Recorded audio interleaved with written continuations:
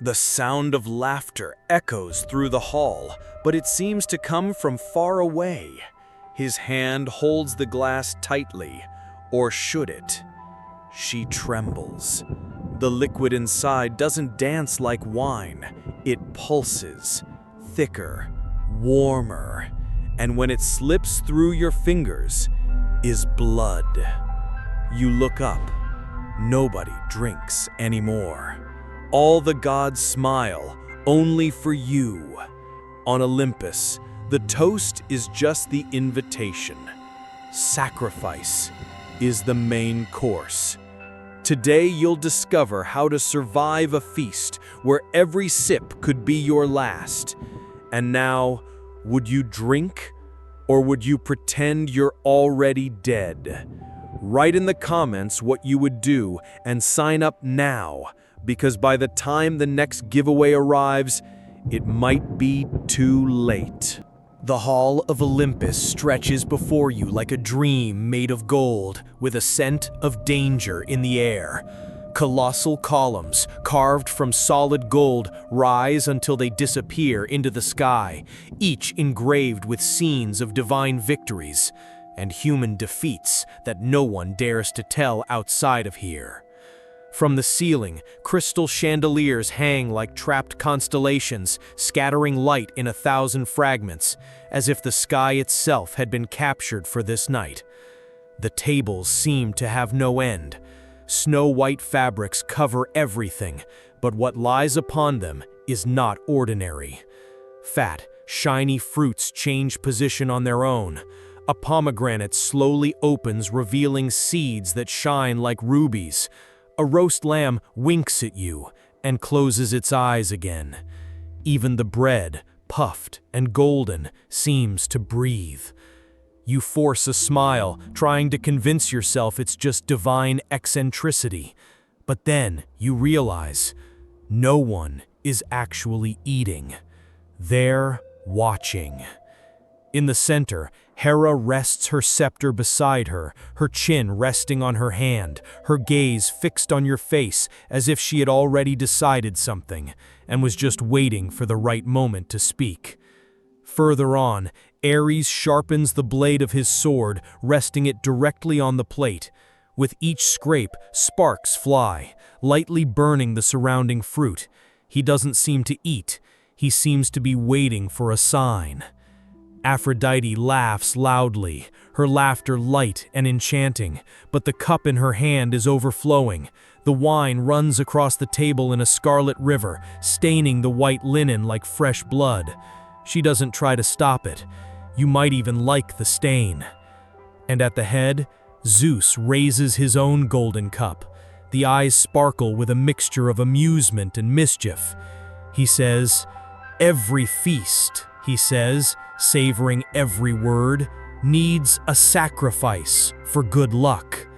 Some gods laugh. Others continue to look at you in silence. The heat in the room seems to rise. The wine in your glass is denser, heavier. You realize you haven't been invited to dinner. You were drawn into a ritual. And the problem is, the ritual hasn't started yet. The music changes.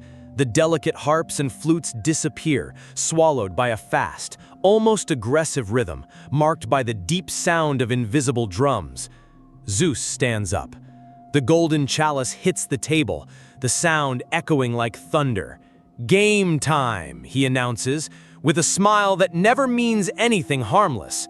Immediately, columns of fire erupt from the corners of the hall. Ares jumps over the first one, knocking over plates and cups without a care. He points to the end of the hallway. Table race. Last person standing lives. It seems simple until you see the towels start to burn at the edges. The fire spreads quickly, turning each table into a temporary island surrounded by ravenous flames. Guests laughing, jumping, knocking entire banquets to the floor. A satyr stumbles, falls into the fire, and disappears. There is no screaming. There is no smell of burning flesh. Just Nothing. And no one stops the race. You're still trying to make sense of what you saw when another game starts. Aphrodite appears with a tray full of translucent cups. Inside, a liquid that shines in shades of green and gold, too beautiful to be wine. Toast contest, she sings, as if it were a seductive song. Whoever drinks the fastest and survives wins. The cups pass from hand to hand. The sweet aroma is almost irresistible, as if it pulls your face into the glass.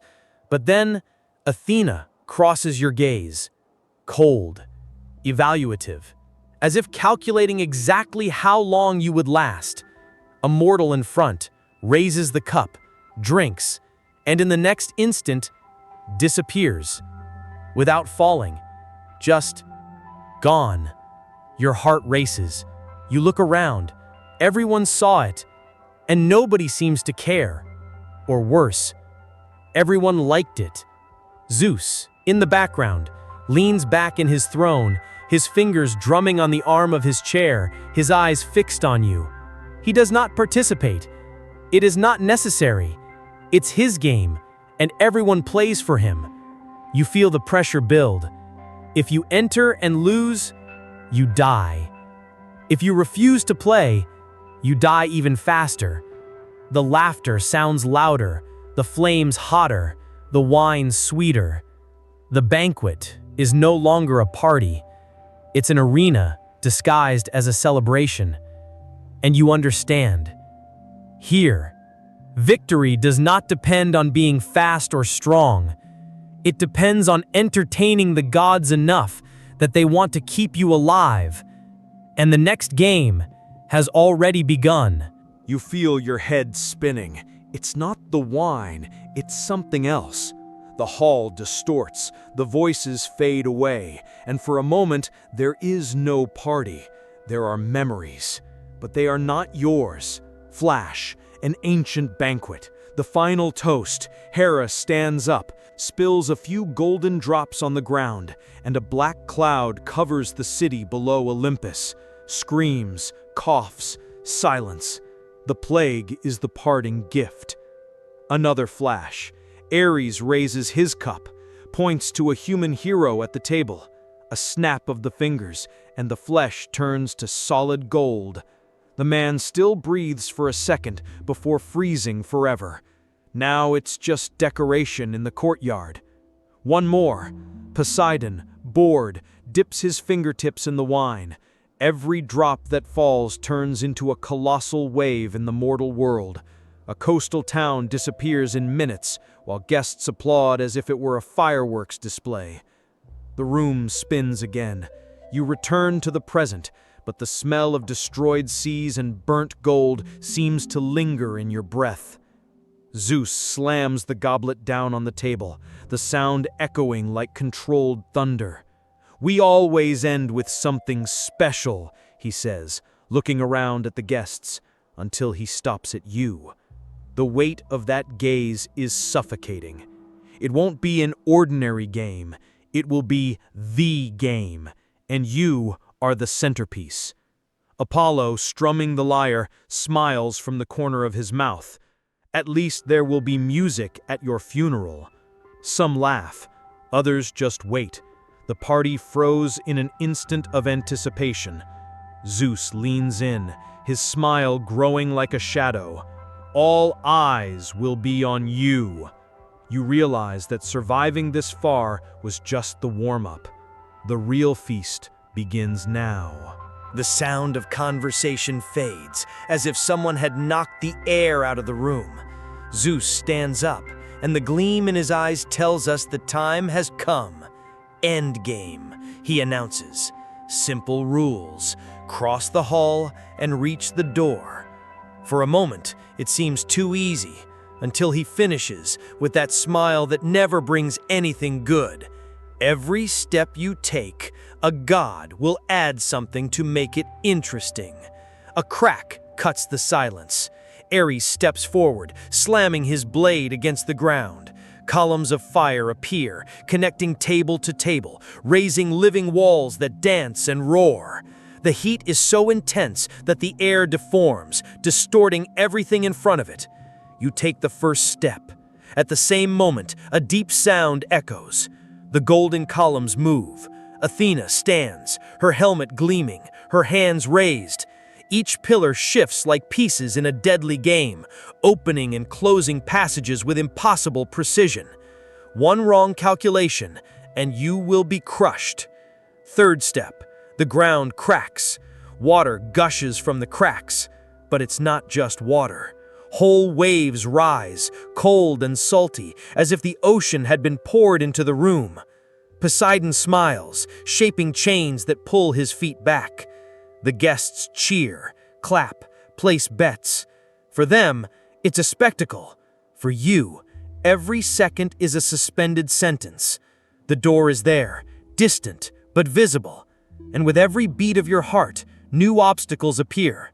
Hera scatters golden serpents across your path, her eyes glowing as if she already knows the outcome.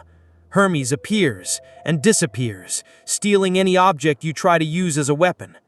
His breathing is heavy. With every step, he feels Zeus's gaze, as if judging not only his speed, but whether he is worth keeping alive. And then the question echoes inside you, sharp as a blade. Do you run for the exit or for the next toast?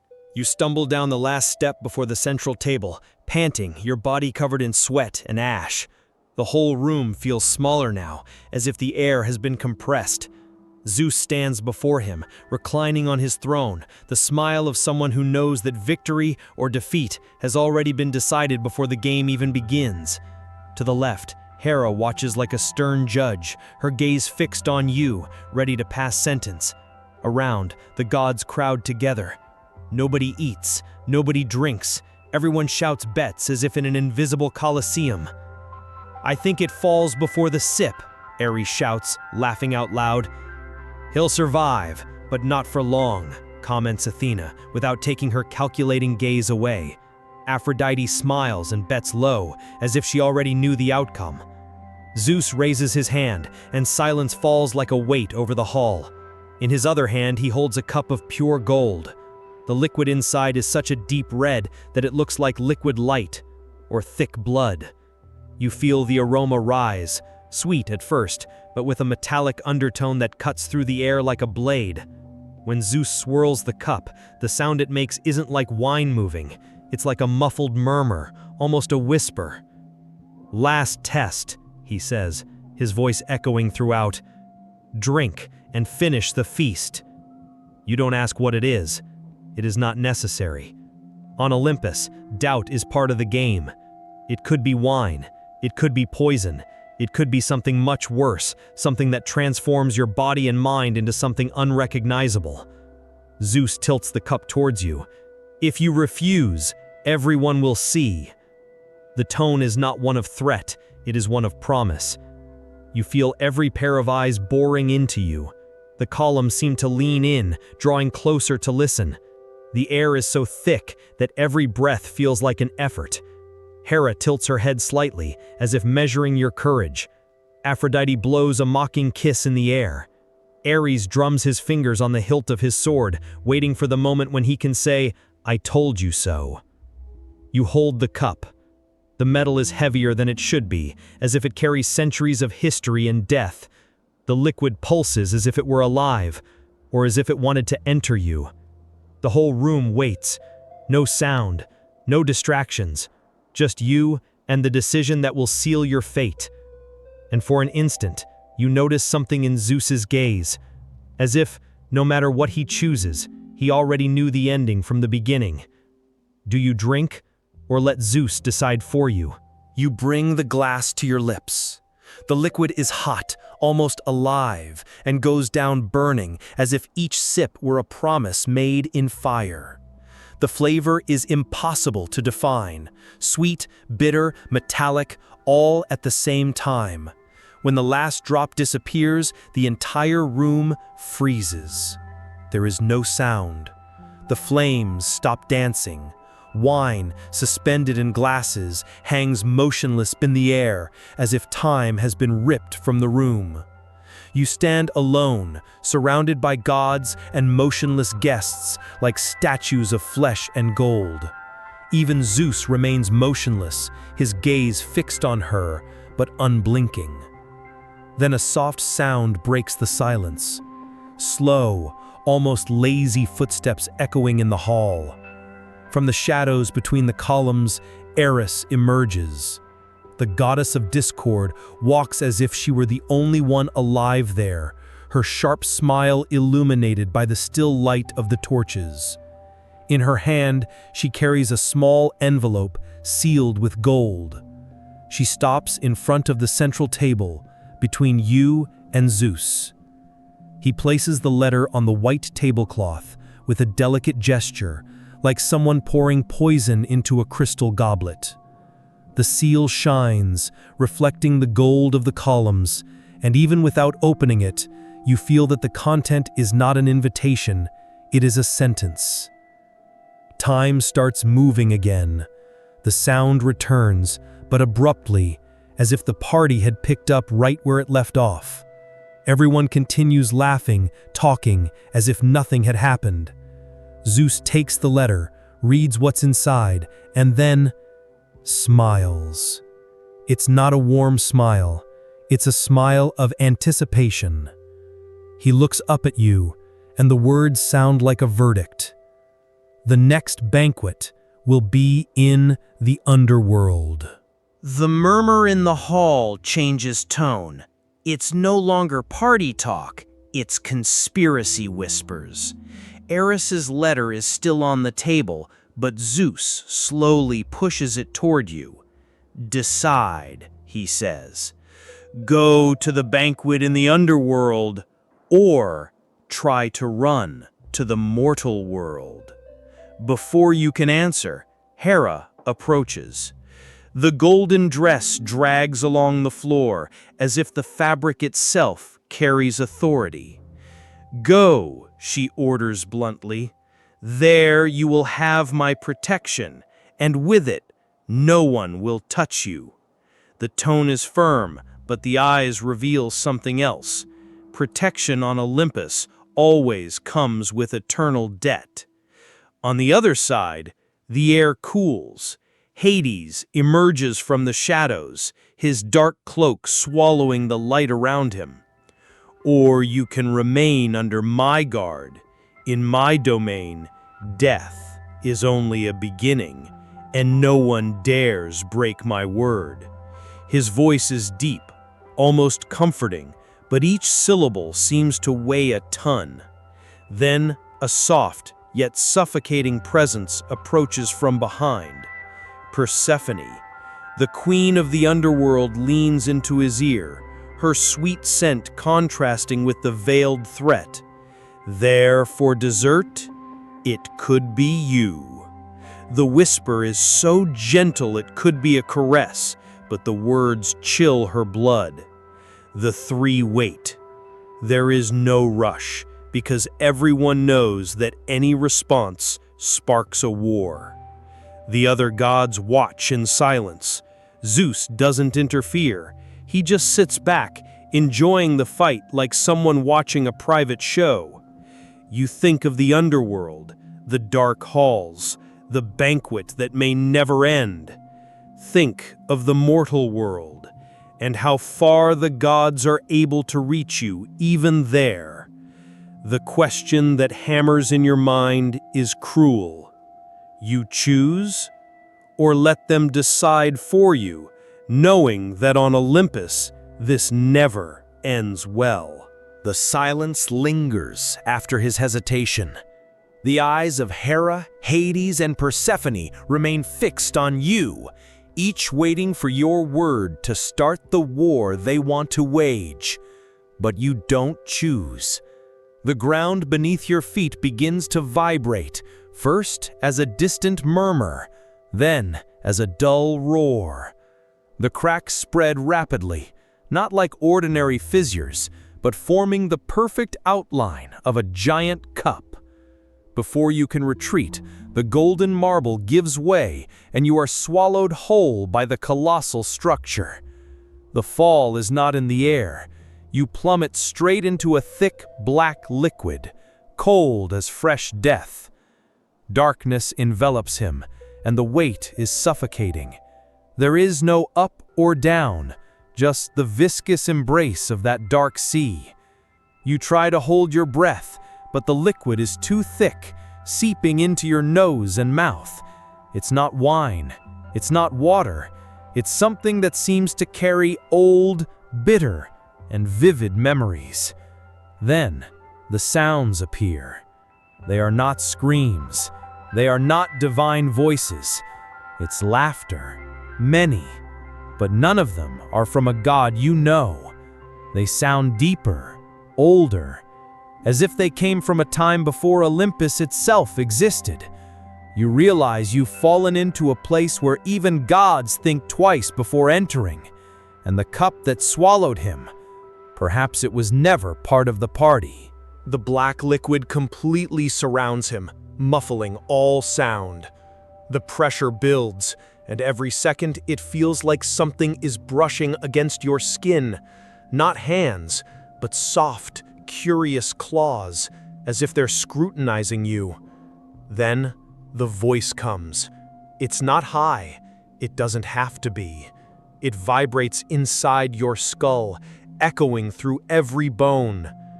If surviving a banquet on Olympus was difficult, wait until you dine with someone who never dies of hunger. The liquid suddenly releases you, and you are thrown forward. Your feet find a cold, damp ground, covered in shadows that move on their own. On the horizon, distant lights flicker, like torches or eyes. You know where you are, or at least he knows where he is no longer Olympus. Below you, the mortal world seems like an impossible dream. Above, there is no sky, just endless stone ceiling. The banquet in the underworld awaits, and there you won't just be invited, you will be part of the menu. If you want to find out what happens when Hades, Persephone, and all the eternally hungry sit down at the table, stay with me. Click subscribe now and leave a like, because the next chapter will serve dishes that even the gods fear to taste.